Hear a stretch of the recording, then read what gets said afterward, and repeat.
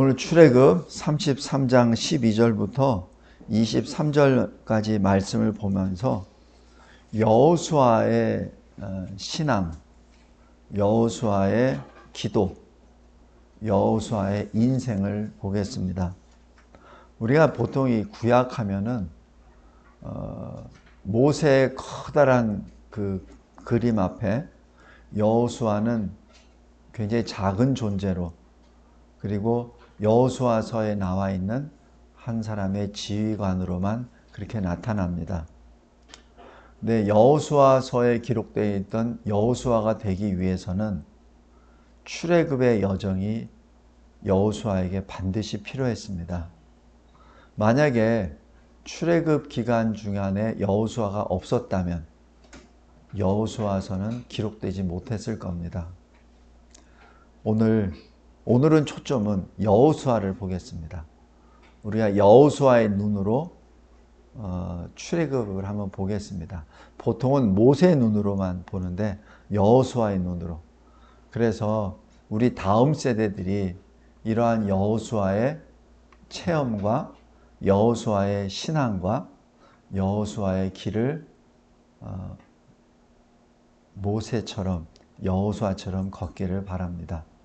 또 우리 어른 세대들은 모세의 심정으로 우리 자녀 세대들을 바라보기 바랍니다. 오늘 여기 12절부터는 모세가 시내산에 올라서 하나님께 간절히 기도하는 그 모습들입니다. 그 모습 속에서 하나님이 이렇게 말씀하세요.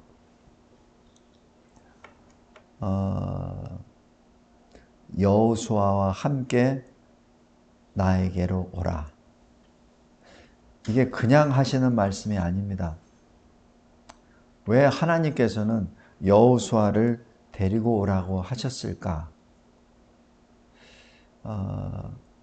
그 말씀을 늘 같이 새기기 바랍니다. 여기 설교 요약 큰 1번 보시기를 바랍니다. 출애굽 24장 보세요.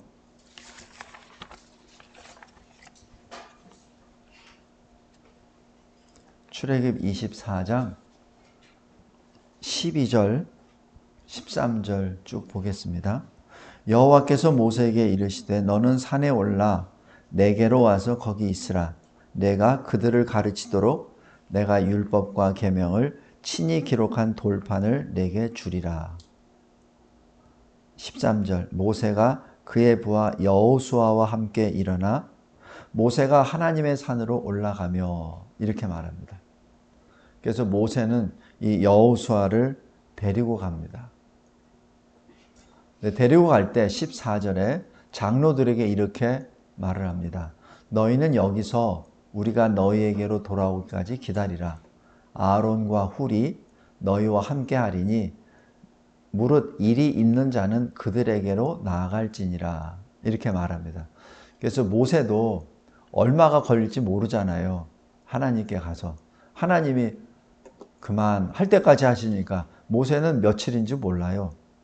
그러니까 남은 모든 일을 아론과 훌에게 부탁하고 또 장로들에게 부탁하고 그렇게 오릅니다. 15절 보세요.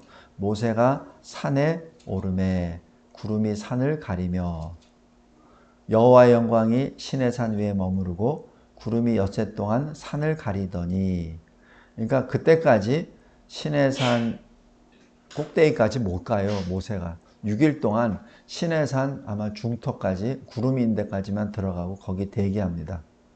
7째 날에 여호와께서 구름 가운데서 모세를 부르시니라.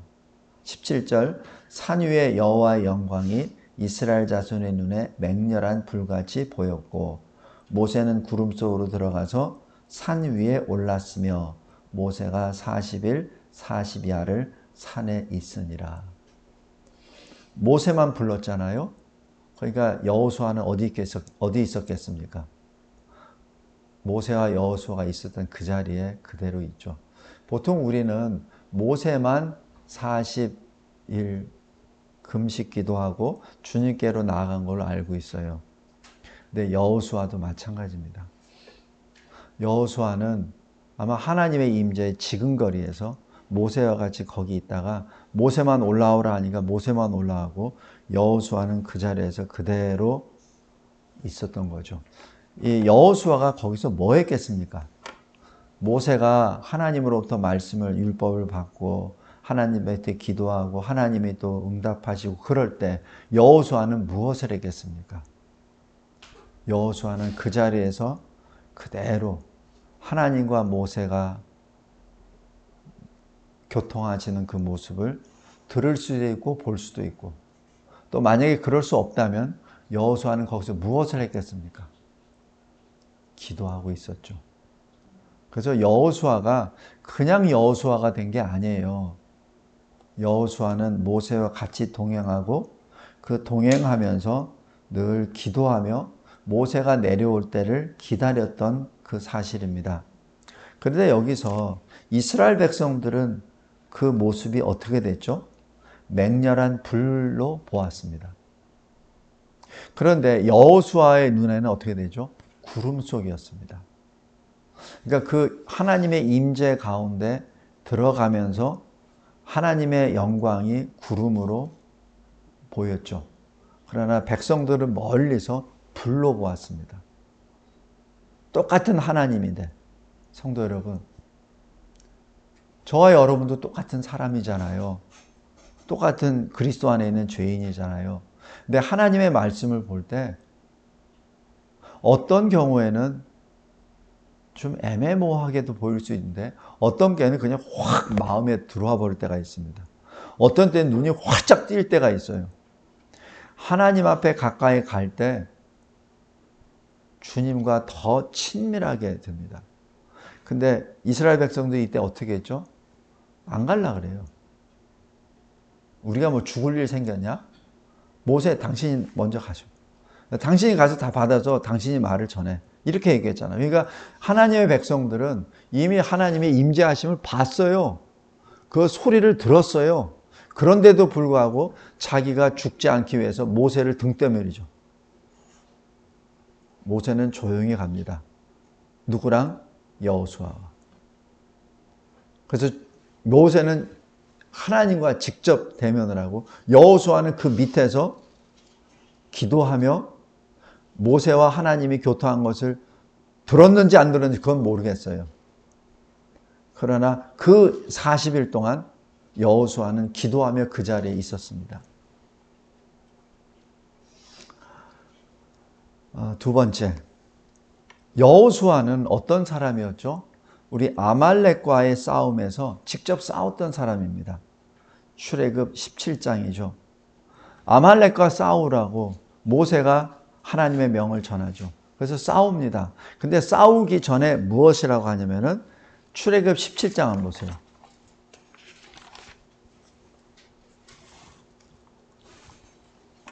17장 9절에 모세가 여호수아에게 이렇게 말합니다. 우리를 위하여 사람들을 택하라.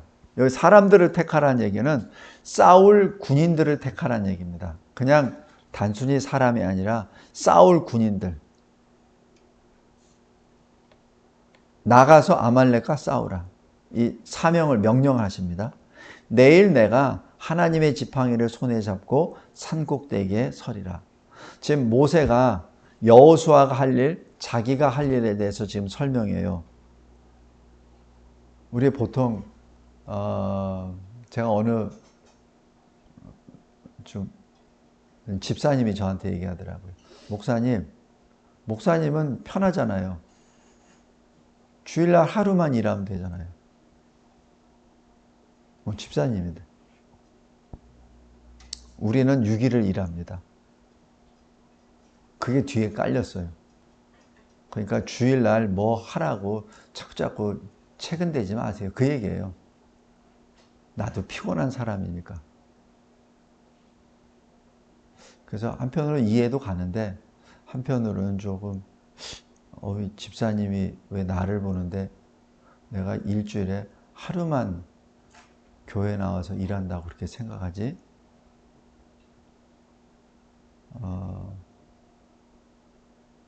성도 여러분, 여기 여호수아가 모세로부터 명령을 받죠. 하나님의 명령을. 아말렉과 싸우라. 아마 속으로 이렇게 했을까요? 당신은 뭐 싸우지도 않고 맨날 지시만 하고 내가 싸우고 당신 뭐 하는 거야? 그렇게 얘기했을까요? 모세는 자기가 해야 될 일을 설명합니다. 내일 내가 하나님의 지팡이를 손에 잡고 산꼭대기에 서리라. 너는 밑에서 싸워. 그러면서 뭐라고 하시냐면은 10절에 여호수아가 모세의 말대로 행하여 아말렉과 싸우고 모세와 아론과 훌은 산꼭대기에 올라가서 모세가 손을 들면 이스라엘이 이기고 손을 내면은 아말렉이 이기더니 이렇게 기록합니다. 이거를 어떻게 알죠? 여호수아가 바로 알죠. 어떻게 이상하게 막 이겨? 근데 또 어느 순간에 막 져? 이게 왜 이렇게 된 거지? 그게 12절입니다. 모세의 팔이 피곤함에 그들이 돌을 가져다가 이렇게 나옵니다. 그러니까 이 아론과 훌이 돌을 가져다가 모세를 그게 안 치고 각자가 모세의 팔을 들죠. 그래서 그 손이 해가 지도록 내려오지 않도록 합니다. 그렇게 하니까 여호수아가 이겨요. 그러니까 여호수아가 그냥 싸움만 했을까요? 아니죠. 싸움하다가 굉장히 전세가 불리해져. 그래서 모세가 있는 그 산꼭대기를 보니까 모세가 힘이 들어가지고 팔을 내렸어. 그러다가 모세가 팔을 드니까 다시 우리가 이겨. 그걸 직접 체험하는 겁니다. 누가? 여호수아가. 그리고 옆에서 아론과 훌이 모세를 돕고 같이 기도 막 하는 거를 본 거예요. 그러니까 해가 지도록 계속 싸우죠. 성도 여러분, 여호수아의 체험입니다. 모세의 기도와 함께 모세의 동역자 아론과 훌의 그 동역과 함께 하나님께 기도하는 것을 여호수아가 봤고 그 기도의 결과를 직접 자기가 보고 있는 거죠.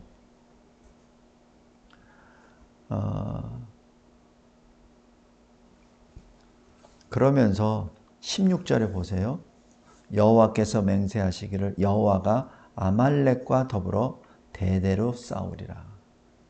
그래서 이 전쟁은 하나님께 속한 것이구나. 내가 싸우는 것이 아니라 하나님이 싸우시는 건가라는 것을 여호수아는 이때 체험을 합니다. 그리고 이 사실을 증언합니다. 그래서 여호수아 1장부터 쭉 나오는 게 여호수아가 그 지휘하면서 계속 이스라엘 백성들에게 말하잖아요. 그 말이 그때 그 순간에 하나님의 말씀을 받은 것도 있지만 지금 광야 몇 년 했어요, 여호수아가? 40년. 40년 광야를 행진을 하면서 하나님이 자기에게 임하셨던 것, 모세를 통하여 내가 자기가 봤던 것, 경험했던 것을 계속 증언하면서 여호수아가 기록이 됩니다. 셋째로 오늘 본문 출애굽 33장 12절부터 23절 하나님 앞에서 모세가 기도하죠. 어떤 기도입니까? 주의 길을 내게 보이소서. 우리와 함께 동행하소서. 주의 영광을 보여주소서. 이때 하나님께서 즉각적으로 답변해 주십니다. 내가 친히 가리라. 내가 하리라. 내가 너를 내 옆에 반석 틈 위에 내 세우고 내 손으로 너를 덮고 내가 지나갈 터이니 너는 내 등을 볼 것이다. 지금 그렇게 말씀하시면서 응답해 주십니다. 이 모세와 하나님의 그 교통하심을 여호수아가 직접 들었는지 모릅니다. 그러나 분명한 것은 누군가에게서 들었죠. 아마 가장 큰 것은 모세에게서부터 들었다고 봅니다. 그러나 어찌 보면 여호수아도 모세 그 근접한 것이 같기 때문에 이 여호수아도 혹시 들을 수도 있습니다. 하여튼 어쨌든 이 세상에서 존재하는 인간 중에 모세와 여호와께서 교통하시는 것을 가장 가까운 데서 있었던 여호수아입니다. 이 여호수아가 어떤 심정으로 거기 40일 동안 거기 있었겠습니까? 어떤 심정으로? 최소한 여호수아도 모세와 같이 40일 금식 기도하고 있었습니다.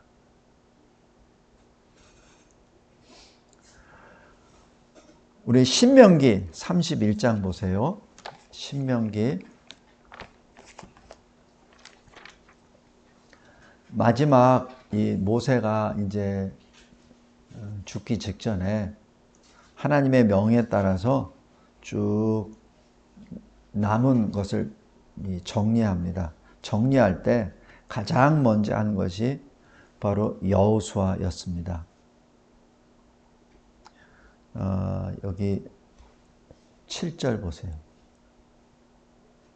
모세가 여호수아를 불러 온 이스라엘의 목전에서 그에게 이릅니다.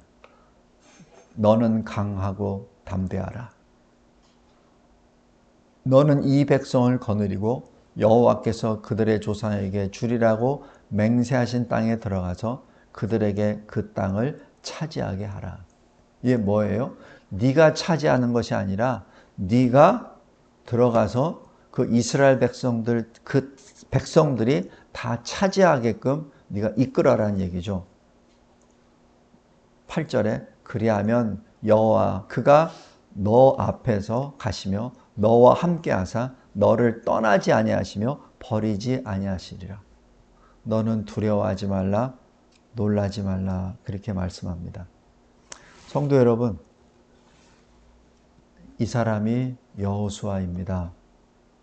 그리고 14절 보세요. 여호와께서 모세에게 이르시되 내가 죽을 기한이 가까웠으니 여호수아를 불러라. 지금 하나님이 직접 여호수아를 지금 명령하세요.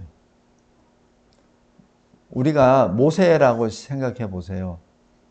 하나님이 오셔서 너 이제 죽을 때가 다 됐어. 그러면 여러분의 심정은 어떻게 하겠습니까? 두려워 떨겠습니까? 아니면 이제 시원하게 됐네요. 이렇게 하겠습니까? 모세도 늘 자기가 받은 사명을 누군가가 받아야 되는데 그걸 누구에게 주어야 되는가? 근데 그건 내 뜻이 아닌데 하나님이 지시를 하셔야 되는데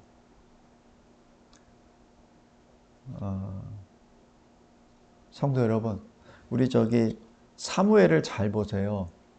사무엘은 하나님이 택하셨잖아요. 그래서 사사로 선지자로 그렇게 쓰십니다. 근데 사무엘의 후계자는 누구였죠? 없습니다. 하나님이 안 세우시고 사무엘이 자기 아들들을 세우세요. 그래서 이스라엘 백성들이 모여서 당신은 나이가 늙었고 당신의 아들들은 당신과 같지 않고 이런 말을 하잖아요. 그 얘기는 뭐냐면 사무엘이 그 후계자를 못 세웠다는 것을 의미합니다. 후계자는 하나님이 세우셔야 되는데 하나님이 세우지 아니하시고 사무엘이 직접 세운 거예요. 그건 여러 가지 이유가 있겠죠. 저는 알지 모르겠지만 아마 이 모세와 여호수아의 관계처럼 모세와 같이 40년을 그 광야를 통과하면서 시내산에 같이 올라갈 정도의 그러한 후계자가 모세에게는 있었으나 그리고 그 40일 주야를 함께 할 때 떠나지도 않아요.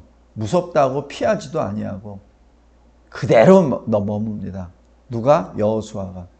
아마 사무엘의 아들들은 아마 그러한 아들들이 없었던 것 같아요. 그러니까 사무엘이 하도 답답하니까 자기 후계자로 자기 아들들을 세웠는데 사무엘 같지가 않죠. 왜냐하면 이게 하나님이 택하신 사람이 아니니까 인간이 택했기 때문에 또 이상한 방향으로 나가죠.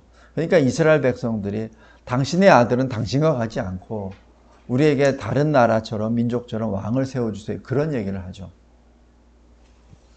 오늘 여기 하나님이 모세에게 직접 말씀하세요. 네가 이제 죽을 때가 가까이 됐어. 여호수아를 불러라. 함께 회막으로 나오라. 여기 회막은 그냥 영어로 하면 미팅 플레이스입니다. 그러니까 주님을 만나는 곳이에요. 그러니까 그 성막, 입구, 그게 회막이라고 합니다. 이 하나님을 믿는 이 만나는 장소로 나오라고 하시죠. 이때 여기 14절 보세요. 내가 그에게 명령을 내리리라. 네가 할 거 아니야. 네 후계자에 대해서 하는 것은 내가 직접 할 거야. 네가 할 거 아니야. 너는 침묵해. 그 얘기입니다. 모세와 여호수아가 나와서 회막 앞에 섭니다. 모세는 여호수아에게 아까 말씀한 것처럼 이 7절에 있는 것처럼 그렇게 하나님이 자기에게 약속하신 것을 전했어요. 그러나 공식적인 그 후계자로서 공식적인 이스라엘의 지도자로서는 하나님이 직접 세우십니다. 그리고 여기 32장 보세요. 이 32장에서는 모세가 이스라엘 총회 앞에 노래합니다. 그것이 32장이에요. 어떤 노래죠? 하나님이 어떤 분이시고 하나님이 우리를 어떻게 구원하셨고 그래서 32장 7절 보세요. 옛날을 기억하라. 역대 연대를 생각하라. 내 아버지에게 물으라. 그가 내게 설명할 것이요. 내 어른들에게 물으라. 그들이 내게 말하리로다. 이건 뭐예요? 지금 이스라엘 백성들이 아버지에게 물으라, 조상들에게 물으라는 얘기는 다음 세대에게 사명을 주신 것보다는 오히려 현재 존재하는 아비 세대에게 명령하신 겁니다. 너희들 아비들아, 네 자녀 세대에게 하나님이 어떤 분이시고 무엇을 행하셨는지를 네 자녀들에게 알려주라라는 얘기예요.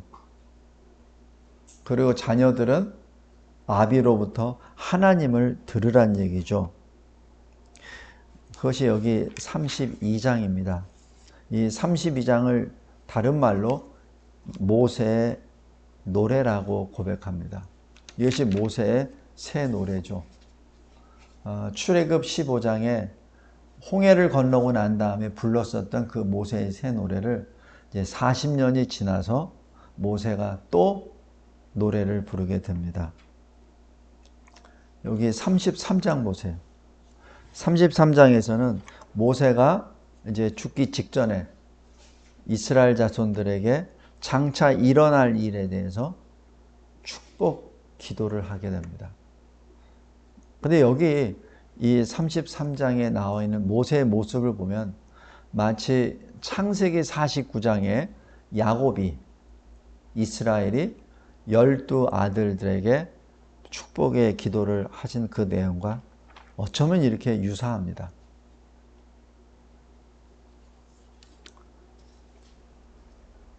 그리고 34장에 모세가 죽습니다. 이때 보면은 34장 7절에 모세가 죽을 때 나이 120세였으나 그의 눈이 흐리지 아니하였고 기력이 쇠하지 아니하였더라. 9절에 모세가 눈의 아들 여호수아에게 안수하였으므로 그에게 지혜의 영이 충만하니 이스라엘 자손이 여호와께서 모세에게 명령하신 대로 여호수아의 말을 순종하였더라. 그러면서 6절 잘 보세요. 벳부올 맞은편 모압 땅에 있는 골짜기에 장사되었고 오늘까지 그의 묻힌 곳을 아는 자가 없느니라. 왜 모세의 무덤이 기록되지 않았을까요? 왜 모세가 어디에 장사됐는지 아는 자가 없을까요?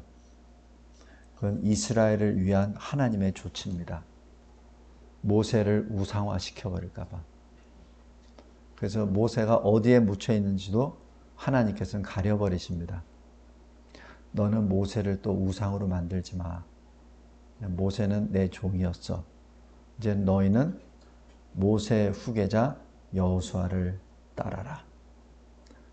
말씀을 맺겠습니다. 이 시대에 제가 우리 진리와 제자교회를 위하여 기도할 때 제일 큰 기도 제목이, 물론 이 교회가 받은 사명과 비전도 있고 또 많이 있습니다. 그러나 가장 큰 기도 제목이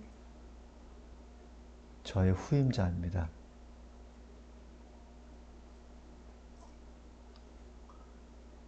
왜 아직 뭐 몇 년 남았는데 왜 그렇게 껄떡껄떡거립니까? 그게 아니고 이 교회가 받은 사명이 좀 특별하기 때문에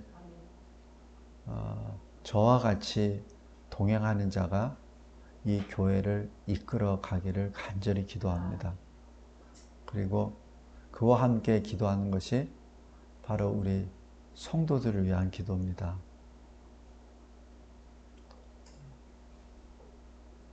여호수아와 같이 늘 모세와 함께 있었던 그 신앙으로 이 교회를 지켜주시기 바랍니다. 아무나 들어와서 이 교회를 지킬 수 없어요. 주님이 행하신 일들을 보고 또 주님이 때로는 우리에게 시련도 주시고 때로는 아픔도 주시고 또 때로는 이해하지 못할 여러 가지 사건들도 나타나게 하시고 또 때로는 사람들이 떠나기도 하고 또 오기도 하고 아무 소망이 없는 그런 모습으로 이끌어가는 때도 있습니다. 이번 여기 12월 25일도 사람이 없잖아요. 그럼 어떻게 해야 되죠? 제 생각으로는 제가 꼭 야곱 같아요. 그럼 뭐 한 사람이 여러 역을 하면 되지. 근데 오늘 봤잖아요. 그냥 처음 온 사람이 역을 맡잖아요. 그거 있을 수 없잖아요. 처음 온 사람이, 그것도 교회 처음 나온 사람이 자기 역을 하나 맡잖아요.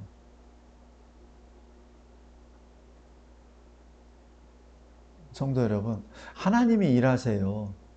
제가 여기 짧은 기간 이 목회를 하면서 하나님이 행하시는 것을 문득문득 소름 끼칠 정도로 느낍니다.